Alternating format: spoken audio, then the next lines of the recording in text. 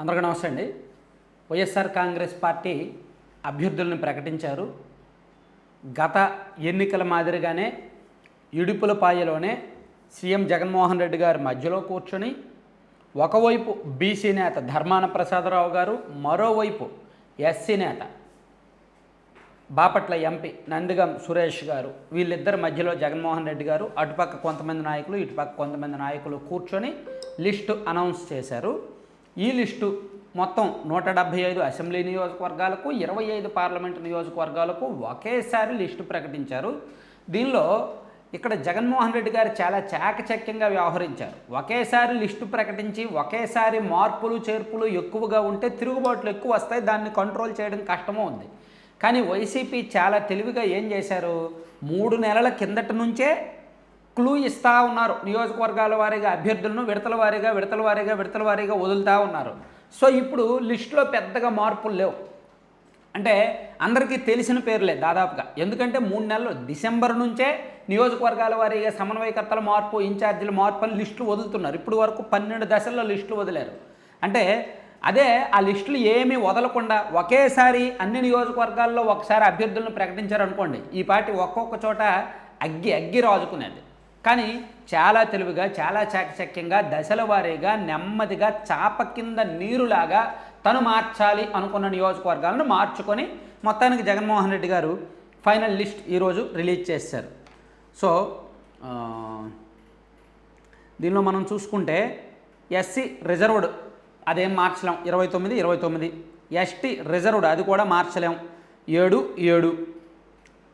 BC గత ఎన్నికల్లో 2019 ఎన్నికల్లో 41 సీట్లు ఇచ్చారు బీసీలకు, ఎమ్మెల్యే సీట్లు. ఇప్పుడు 48 ఇచ్చారంట. ఒక 7 బీసీలకు ఒక 7 సీట్లు పెంచారంట.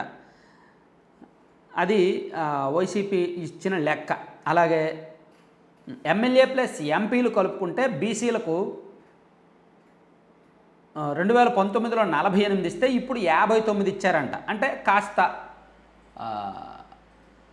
ఎమ్మెల్యేల సంఖ్య ఎంపీల సంఖ్య బీసీల్లో పెరిగిందనమాట. మనం ఇక్కడ ఎంపీల్లో చూసుకుంటే గత ఎన్నికల్లో బీసీలకు 7 సీట్లు ఇస్తే ఇప్పుడు 16 మందికి సీట్లు ఇచ్చారు ఎంపీలు. సో సామాజిక న్యాయం మేము అమలు చేశాము, రాష్ట్రంలో ఇంకే పార్టీ కూడా ఇలా చేయలేదు. ఎమ్మెల్యే సీట్లలో ఓన్లీ ఎమ్మెల్యే సీట్లలోనే బీసీలు 48 మంది, అలాగే మైనారిటీలు 7, ఉమెన్ 19 మంది మేము ఇచ్చాము. సో మహిళా సాధికారత, సామాజిక సాధికారత అంతా కూడా మా వల్లనే సాధ్యమైంది అని వైఎస్ఆర్ కాంగ్రెస్ పార్టీ సగర్వంగా సమర్పించిన లిస్టులో చాలా స్పష్టంగా పేర్కొన్నారు. ఓవరాల్గా 25 ఎంపీ సీట్లకు గాను ఎస్సీ 4, ఎస్టీ 1, బీసీ 11, ఓసీ 9 అనేది, అలాగే ఇందులో 5 ఉమెన్ ఉన్నారు అనేది ఆ పార్టీ చెప్పిన లెక్క. అలాగే 175 ఎమ్మెల్యే సీట్లకు గాను SC 29, ST 7, BC 48, OC 91, more than 50% ఓసీలే ఉన్నారు. అది ఆ పార్టీ ఇచ్చిన లెక్క. అయితే సామాజిక సాధికారత నిజంగా ఉందా లేదా అనేది మనం మాట్లాడాల్సిన అంశమే, ఖచ్చితంగా మాట్లాడాలి. ఎందుకంటే సామాజిక సాధికారత అని మనం డప్పు కొట్టుకుంటే కుదరదు. అది వాస్తవమా కాదా అనేది చూడాలి. నేను సరే మిగిలిన జిల్లాలు వదిలేద్దాం.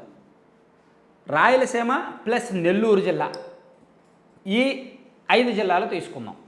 మొత్తం 62 నియోజకవర్గాలు ఉన్నాయి. రాయలసీమలో 52 ప్లస్ నెల్లూరు జిల్లాలో 10, మొత్తం 62 నియోజకవర్గాలు. ఈ 62కు గాను బీసీలకు 7 సీట్లు ఇచ్చారు.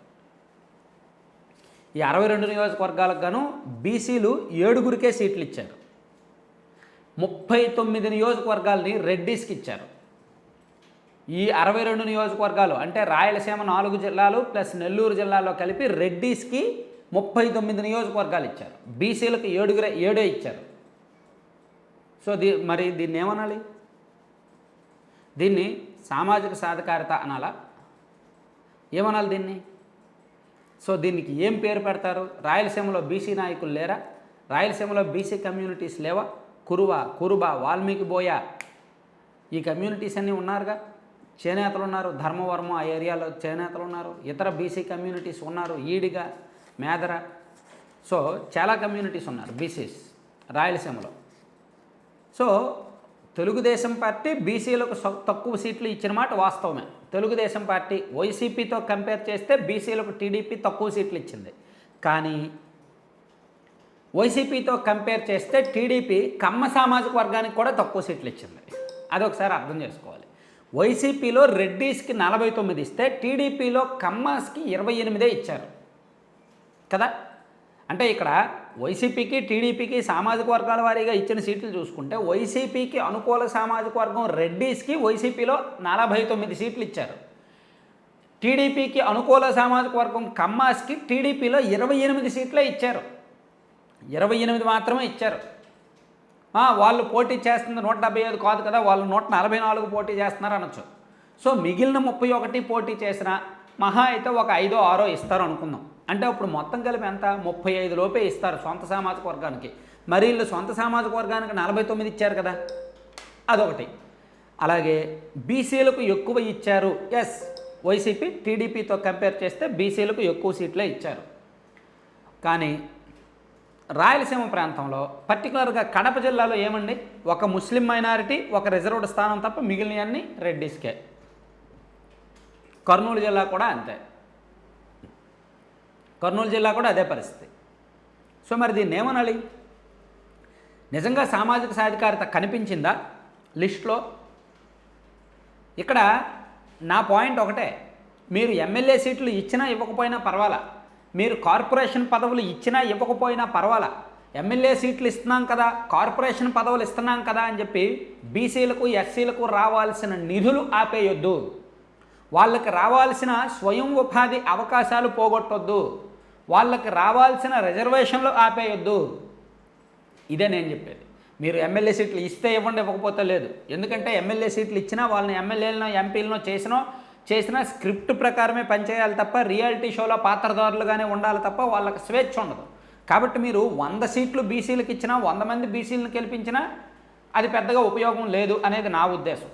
సో ఈ సామాజిక సాధికారత అనే అంశాన్ని మన రాష్ట్రంలో వదిలేయచ్చు. ఏ పార్టీ చెప్పినా చెప్పడానికి చెప్తారు తప్ప నిజంగా అది సాధ్యం చేసి చూపరు. సో అది ఎలాగా చేయలేరు. కాబట్టి అట్లీస్ట్ వాళ్ళకి రావాల్సిన నిధులు వాళ్ళ కుటుంబాలను బాగు చేయడంలో అయినా శ్రద్ధ ఉండాలి అనేది నా ఉద్దేశం. Thank you.